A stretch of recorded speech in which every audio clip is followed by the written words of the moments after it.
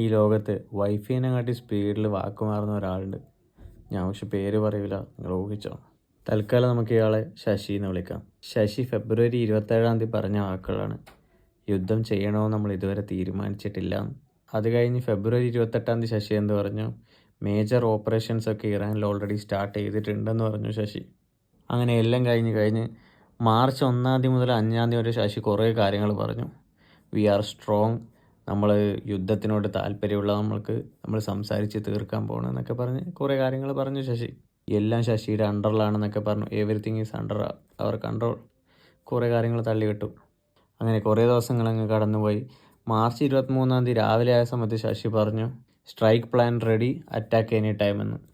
അങ്ങനെ കുറേ സമയം കഴിഞ്ഞ് മാർച്ച് 23 സെയിം ദിവസം തന്നെ വൈകുന്നേരം ആയപ്പോൾ ശശി പറഞ്ഞു, ആക്ച്വലി നെഗോസിയേഷനാണ് നല്ലത്, ഈ വാറെന്ന് പറയുന്നത് നമുക്കൊരു 5 ദിവസത്തേക്ക് മാറ്റി വെക്കാമെന്ന് പറഞ്ഞു. ഈ ചങ്ങാതിൻ്റെ ഒരു കാര്യം, ഇത് അറ്റാക്കാണോ ചെയ്യുന്നത് അല്ല നെഗോസിയേഷനാണോ ചെയ്യുന്നത് എന്താണെന്നല്ല ഒന്നും മനസ്സിലാവുന്നില്ല. ശരിക്കും വാറിൻ്റെ സ്ട്രാറ്റജി ആണോ അല്ല ഈ ചങ്ങായിക്ക് ഉണ്ടാകുന്ന മൂഡ് സ്വിങ്സ് കൊണ്ട് ഉണ്ടാകുന്നതാണോ?